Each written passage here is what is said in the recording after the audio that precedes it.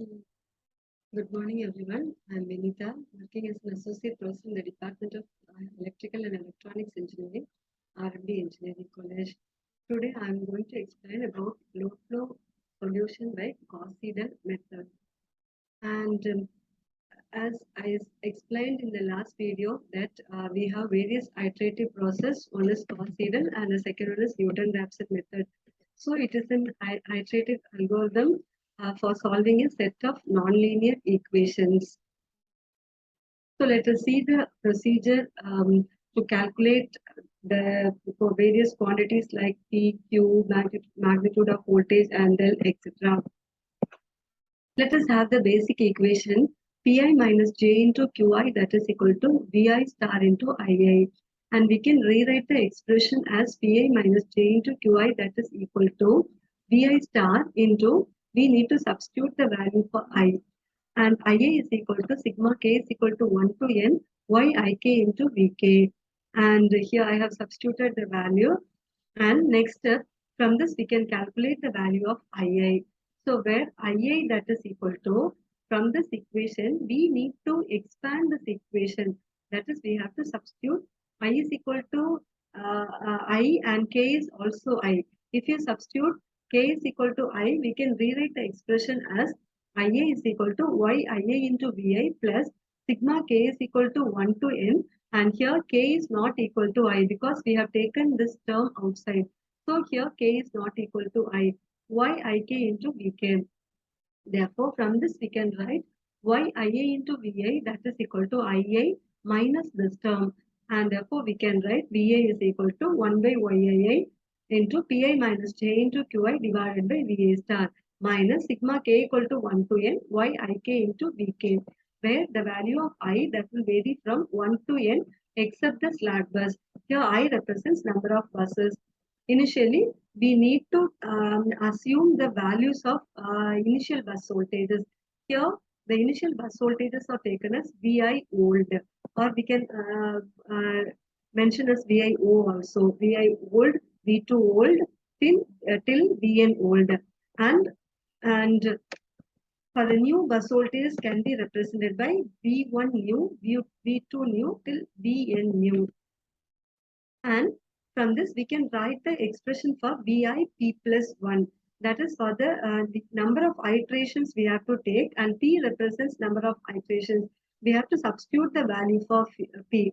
So initially, we have to take P is equal to 0, so that we will get the first iteration value of Vi. And already we have the formula. We need to expand this formula. So 1 by Yii, Pi minus J into Qi divided by Vi star minus sigma k equal to 1 to I minus 1 Vik into Vkp plus 1 minus sigma k I plus 1 into n Yik into Vkp. We have splitted the equation, that is from k is equal to 1 to I minus 1, then second one I plus 1 to n. Like this, we have taken the summation, that is k value, and then the value of Vi that will be calculated. And for the load bus, we can take the first bus that will be assumed as slack bus, and 2 to n number of buses that will be assumed as load buses. And for the PQ bus, P and Q will be specified, and V and L should be calculated after solving the load flow equation. And for this, here we have the formula Vi P plus 1 is equal to 1 by Yia into Pi minus same expression we need to write. And here, for this load bus, we need to calculate the value of delta Vi P plus 1. This delta V is nothing but the voltage difference between two iterations, the previous one and the current iteration. And for the generator bus, we need to calculate the value of PV. That is, generator bus is taken as PV bus. And here also the first bus that is assumed as slack bus, and 2 to M buses has been taken as generator buses, and M plus 1 to N are considered as load bus. That is, total number of buses are N. Second bus to M plus 1 M are taken as generator bus, and then M plus 1 to N are considered as load bus. And for the generator bus, the reactive power can be calculated by using the formula. Already I have discussed the formula in the previous lecture, and here I have given the formula to calculate Qi. This is Qi, this is Qi p plus 1 for the next iteration. And here, if you want to calculate Qi value in rectangular form, we have the expression Qi is equal to minus imaginary part of Bi star into sigma k is equal to 1 to n yik into Vk. By using this expression, we can calculate the value of the reactive power Qi. And for this PV bus, we need to calculate the reactive power check. That is, we have to confirm whether the value of Qi that lies between the specified limits. So we have the minimum value as well as the maximum value. We need to check whether the value that lies between the specified limit or not. If it lies within the limit, then the generator bus that will be considered as the same generator bus, or otherwise it will be considered as the load bus. And here the condition is given: if Qi calculated which is less than Q minimum, then if the condition is satisfied, then we have to take Qi is equal to Qi minimum. If Qi calculated which is greater than Qi max, then we have to set the value Qi is equal to Qi max. That is, if it is less than Qi minimum, is that value must be considered for calculation.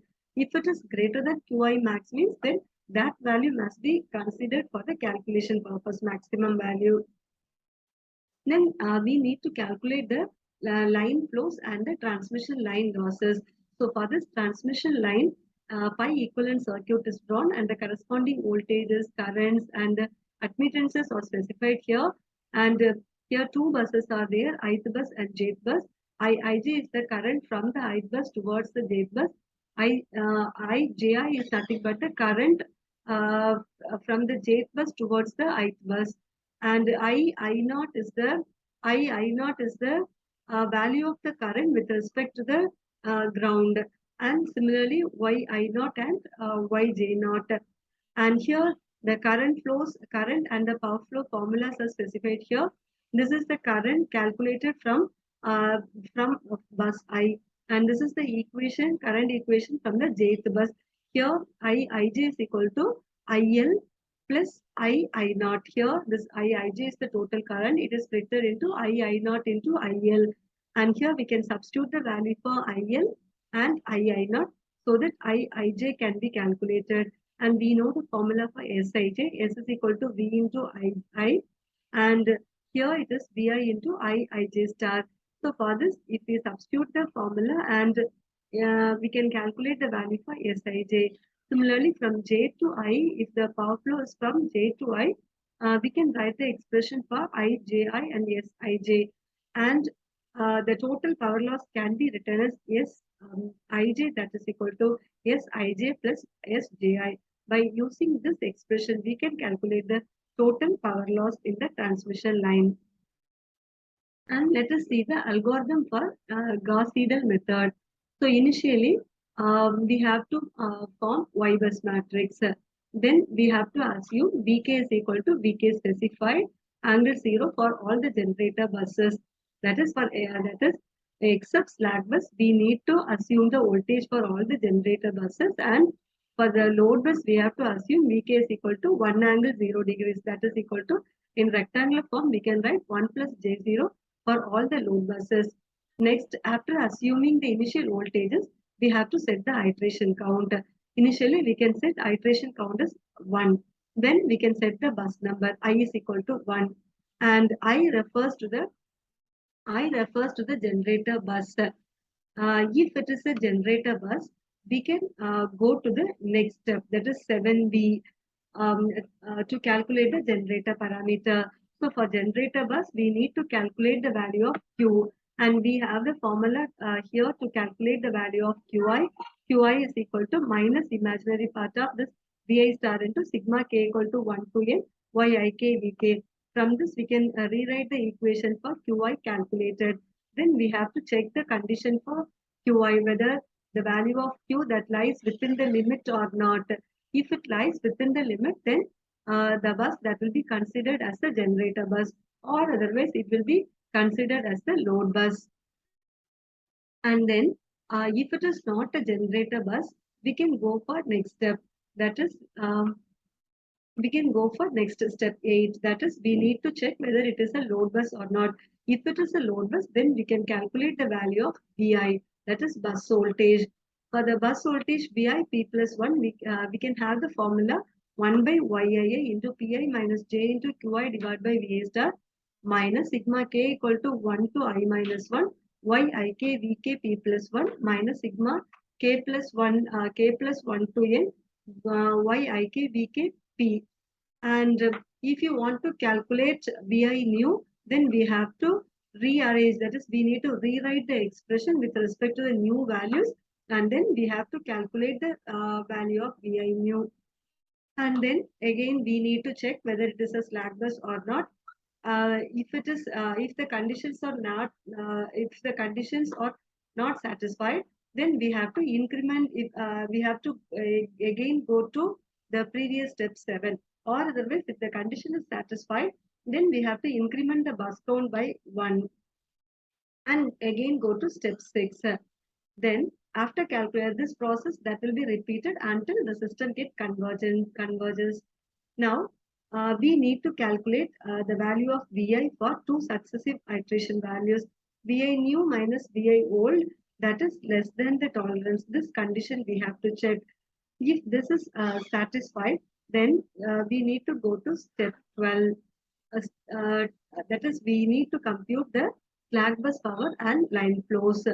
So we have the formula for slack bus power, line flows, power loss, and Q loss.